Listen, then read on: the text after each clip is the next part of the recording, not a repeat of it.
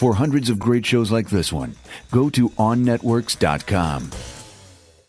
Hey, my friend. If you're not already suffering from arachnophobia from all the Spidey hype this year, well then crawl on up to the screen for my take on all things Spider-Man. Thwip, baby.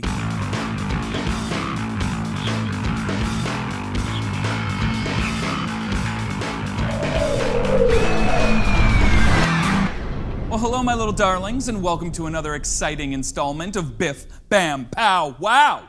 I'm Creepy, I'm Crawly, I'm Tom, your amazing, spectacular, and sensational host for your foray into geek culture. Now, Spider-Man has always been ranked as among the best dressed as far as superheroes go.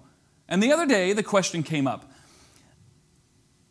Tom, what's your favorite Spider-Man costume? Well, I had to give this some thought, a little more than I usually do to stupid questions, and I eventually came up with an answer. And today, I'm gonna go a little Joan Rivers on us. Woo! Now, most of you all are familiar with the classic red and blue Spider-Man costume, which first appeared in Amazing Fantasy number 15, summer of 1962. But there have been some interesting variations recently, such as the Scarlet Spider, spawned by the Clone Saga, the black costume from Secret Wars, number 8, and what's known as the Iron Spidey, a new outfit that debuted in the Amazing Spider-Man issue number 529, Mr. Parker Goes to Washington. So, if I had to pick my favorite, well, we all think the black costume is cool, right? Iron Spidey's all right, it's got all those arms. Scarlet Spider, Clone Saga, a little painful. I guess I gotta go classic red and blue. That to me just says swinging through the streets of Manhattan, right? So, you asked for it, you got it. If you'd like to rate my wardrobe, I guess bring it on, whatever. In the meantime, I've got some Spider-rific recommendations for you. First off, for you Spider-Man aficionados, I want to recommend a little book called Ultimate Spider-Man. Now, I know what you're thinking. You're thinking, Ultimate Spider-Man? That's like not even part of the regular Marvel Universe. Why would I ever want to read this? But I'm going to tell you. Brian Michael Bendis has done some of his best work right here. All right, highly recommended. Spider-Man's a kid again. Everything that is interesting about Spider-Man is in this book. Everything you've ever enjoyed about the character exists right here. Highly recommended. If you've ever been hesitant, pick it up. Start with volume 1. There's a whole bunch of these out there. Bendis is a writing machine, and this baby rocks, okay? Now, something also a little more recent, I had to recommend the Spider-Man story from the Civil War. This is Spider-Man up to date. You need to read this if you're going to keep reading Spider-Man currently. This is where the Marvel Universe is going this year, and if you don't know what's going on in Spidey's life, you need to know. Read this, all right, my friends? Now, as a special pick, on DVD, I know it's out there and you can find it. It's a little box set with all the Spider-Man cartoons from the 60s. That's the stuff that gave us the little theme song that we all know and love, you know, Spider-Man, Spider-Man, friendly neighborhood Spider-Man. Go find it. They're cheesy, they're terrible, they're fantastic, and I love them. I could watch them again and again and again, all right? Now, it may not be Spider-Man specific, but I'm going to recommend it anyway. This is Ultimate Alliances. It's a little video game. I got mine for the Xbox because that's what I have. All right, haven't upgraded to 360 yet, but I'm working on it, all right? I don't make a lot of money here, okay, people? Don't look at me like I should be Rockefeller. Ultimate Alliances. You can be any Marvel character. There's like 25 Marvel characters that you can be. One of them, Spidey. Very good, highly recommended. Good team. Put him on your team.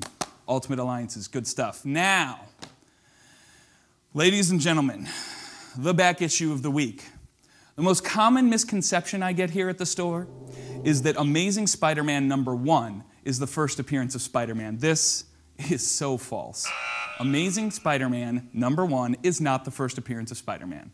Amazing Fantasy 15 from the summer of 1962, all right?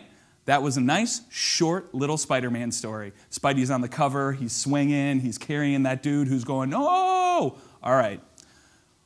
What can you expect? The first issue, the first appearance of Spider-Man, Amazing Fantasy 15, might be worth. All right. in really good condition. I've seen this book upwards of 40 to 50,000. I know it's gone for more than that, but I've also seen, touched, and read a copy that was basically falling apart in my hands, and it went for $1,900. This is a true collector's item, one of those rare books that will always maintain value, always go up in value. If you're looking to invest in comics, this might be a good place to start. And now, the bottom of the barrel. Spidey stories to avoid. I'm sorry, Kevin Smith. I'm so sorry. You're a really good writer. You've had some great runs on some great comics, but your Black Cat story was terrible. It was awful. Even with Terry Dodson's amazing artwork, and Terry Dodson draws some of the best looking girls in comics, stated, true. But Kevin, dude, you made us wait so long for this. How long did it take for issue 6 to come out? Like a year and a half? Dude, painful, just brutal, not worth it. Keep your money in your pocket for this one. And finally, I will say, everybody was so excited about this one, Spider-Man Reign. This is written by a really good writer, Andy Diggle, who I really like, and his Adam Strange work, totally worth checking out. But this, the art was kind of cool, but it's basically a Dark Knight Returns ripoff. Everyone's so excited about it, but it's just not that good. Just not that good. Painful. Oh, and as a sidebar, this little beauty was dedicated to Seth Fisher, a fantastic artist who died way too soon. He fell off the top of a bar in Japan. What happened with that? Now don't go anywhere, Gwen Stacy, or you might get your neck snapped. What we got coming up for you is a little sit-down that we had with one of the new hot artists in the biz. That's right, the creator of Spider-Man Legend of the Spider-Clan, Skottie Young. My name is Skottie Young, and I primarily draw comic books for Marvel Comics. I've been doing that for about 6 years. Wow. Personally, I'd get rid of all the webbing on his costume because it's terrible to draw. It's so annoying to draw. But I don't know. It's a hard question. It really is a really good design. I love the black costume.